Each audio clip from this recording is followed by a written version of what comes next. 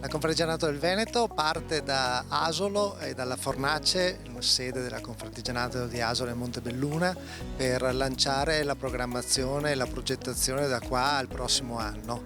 Ci sono sfide importanti da affrontare, il PNRR, la progettazione europea che passa per la Regione Veneto, ci sono progetti da organizzare, da pensare, e quindi la Confartigianato del Veneto parte con un appuntamento che si chiama Costruttori del Futuro, dialoghi sulla rappresentanza, programmazione, sviluppo economico e sociale per le imprese del Veneto 2021-2027.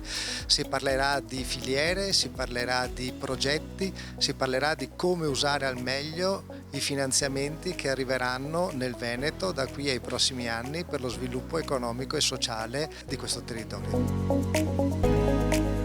Io sono sicuro e convinto che in questo momento la Confartigianato e quindi tutti i miei colleghi, tutti noi artigiani dobbiamo affrontare da qui i primi mesi che vengono dopo questa situazione di Covid e di guerra. Dobbiamo affrontare il futuro e il futuro si affronta attraverso le categorie che lavorano nel territorio, le categorie artigiane. Rispetto a cosa? Rispetto a un PNRR che darà molti soldi, piuttosto che a una formazione che deve avere l'imprenditore verso la tecnologia, verso la formazione, per essere un imprenditore che guarda il futuro con serietà, ma soprattutto con capacità. Le capacità vengono oltre a quello che abbiamo noi innato, anche nel continuare ad imparare quello che è il nostro lavoro. E anche grandi collaborazioni, Nomisma, Smartland, cioè ci si appoggia a strutture esterne per avere poi delle analisi di mercato per poi fare le scelte giuste. Sì, non possiamo inventarci, ma come dicevo prima dobbiamo imparare. Per imparare abbiamo cercato dei partner, i migliori che ci sono, affinché questi ci possano veramente dare la visione e ci possano aiutare per affrontare l'immediato futuro. Poi passerà anche a dare un saluto all'assessore regionale delle attività produttive, perché la regione sarà poi quella che erogherà i soldi dell'Europa da qua al 2027. Sì, abbiamo sempre cercato di collaborare con la Regione e con gli assessori. Ci sarà qui l'assessore alle attività produttive Roberto Marcato, che assieme a loro faremo vedere quello che sono i nostri obiettivi e quello che quindi la Regione potrà contribuire affinché i nostri obiettivi siano delle realtà. La Regione Veneto è uno dei fulcri, forse non un po' il PNRR, ma soprattutto la programmazione europea da qua al 2027. Diversi impegni di spesa, tanti bandi da fare, e quindi bisogna avere anche dei partner che abbiano delle idee e dei progetti. Sì, e tra l'altro come abbiamo fatto per la programmazione generale che abbiamo inviato a Bruxelles e stiamo aspettando, io mi auguro che arrivi quanto prima l'ok per poter poi procedere con i bandi, così come abbiamo fatto prima lo faremo anche dopo, condivideremo la programmazione e la strutturazione proprio dei bandi assieme alle sezioni di categoria. È del tutto evidente che chi opera sul campo è il miglior consulente che puoi avere, quindi io continuerò con questo modello che abbiamo particolarmente perfezionato, ahimè, durante il lockdown, grazie al quale siamo riusciti ad affrontare la crisi in maniera forte e robusta. Quel modello rimarrà anche nei prossimi anni. La Regione Veneto per giunta eccelle in Italia perché la spesa negli anni passati è sempre stata quasi al 100% su tutti i finanziamenti europei, quindi l'idea è quella di ripetersi.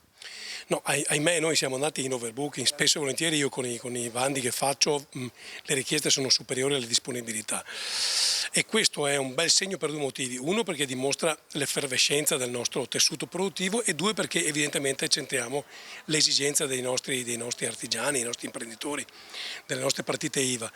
Dobbiamo continuare con questo e per fare questo bisogna creare gli strumenti assieme a chi ogni giorno lavora. Questo è il segreto e il Veneto vuole continuare ad avere questa eccellenza assoluta anche nell'uso dei fondi europei. Una battuta finale, questa pandemia energetica, questa situazione internazionale, lei da assessore come la vede? La vedo malissimo, nel senso che questo è un peso davvero enorme che non ci voleva e non ci voleva soprattutto in questo. Un rincaro non ci vuole mai, questo è del tutto evidente. però avere un appesantimento così forte oggi, quando usciamo finalmente dalla pandemia, dopo il 2021 che ha visto il Veneto avere la crescita dei PIL più alta d'Italia, con il tasso di occupazione più alto d'Italia. In questo momento avremmo bisogno di liberare zavorra, invece questa assieme alle materie prime ci zavorra molto a terra. Io resto ottimista perché la capacità di reazione che hanno le nostre imprese è davvero straordinaria. Ad oggi siamo ancora la prima regione per crescita di PIL, nonostante tutto. Speriamo che la guerra finisca prima di tutto per motivi umanitari, come è del tutto evidente, e poi per le tensioni internazionali, che si ritorni a un ambito di normalità anche di costo energetico e si possa immaginare una ripresa finalmente libera da questi orpelli che la stanno appesantendo molto. Perché serve guardare alle filiere del Veneto? Perché il mondo è cambiato il modo di produrre e sono cambiato il modo in cui si sono articolate le filiere. Quindi oggi è importantissimo guardare le filiere. Perché guardarle qui a Confartigianato? Perché nel nuovo concetto di filiera, industria 4.0, big data, intelligenza artificiale, il territorio e gli attori territoriali hanno un ruolo decisivo e quindi è importante che la riflessione parta da qua. Si parla di due neologismi, nearshoring e friendshoring, che si contrappongono al reshoring, rientro normale, quindi c'è un ritorno alle relazioni strette del territorio a chilometro zero? Sono un po' su questo non sempre completamente d'accordo, come nel reshoring, nel senso, sicuramente, come ho detto, il territorio gioca una partita fondamentale, ma non dobbiamo pensare di ritornare al chilometro zero il territorio come luogo inclusivo ed esclusivo. Siamo in un'economia globale, non c'è niente da fare. I fatti ce lo stanno dimostrando, dal gas al petrolio, su questo non possiamo prescindere. Il territorio può giocare un ruolo straordinariamente diverso, ma non erigere barriere, questo no, almeno per il mio punto di vista. Parliamo di filiere, abbiamo sentito perché è importante studiarle e come si possono studiare, si intervistano le imprese. Sì, assolutamente. Sicuramente c'è un primo step di lavoro che riguarda un'analisi desk. Noi con il nostro approccio andiamo a mappare quelle che sono le filiere. Abbiamo concordato di partire con 3 filiere pilota. Su queste faremo prima appunto un'analisi desk e poi invece andremo a fare delle vere e proprie interviste. Sia interviste diciamo one to one, quindi con imprese champion di ognuna di queste 3 filiere, sia poi successivamente delle survey estese, quindi un numero di imprese importante perché parliamo di 150 imprese per ogni filiera. Il Veneto ha un'economia diffusa, basta venire qui ad Asolo e si attraversano solo capannoni. Non è così semplice però studiare una rete così fitta.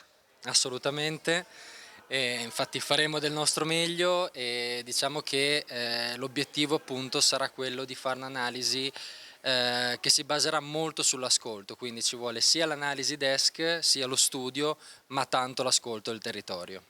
E queste filiere sicuramente, come diceva anche il suo collega, sono collegate al mondo. Bisogna guardarsi anche un po' fuori perché poi gli avvenimenti avvengono anche fuori da qua. Sì, ahimè o per fortuna, insomma, diciamo che ormai anche noi tutti i nostri grandi studi, gli eventi o quello che facciamo parte sempre da una contestualizzazione rispetto al macro scenario economico. Motivo anche per cui siamo qui insieme a Lucio Pomma che è il nostro capo economista.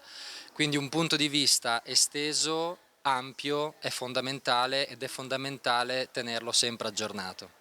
Siamo con Federico Della Puppa, Smartland, un altro dei relatori di oggi. Qui parliamo invece di edifici pubblici e privati dismessi e inutilizzati.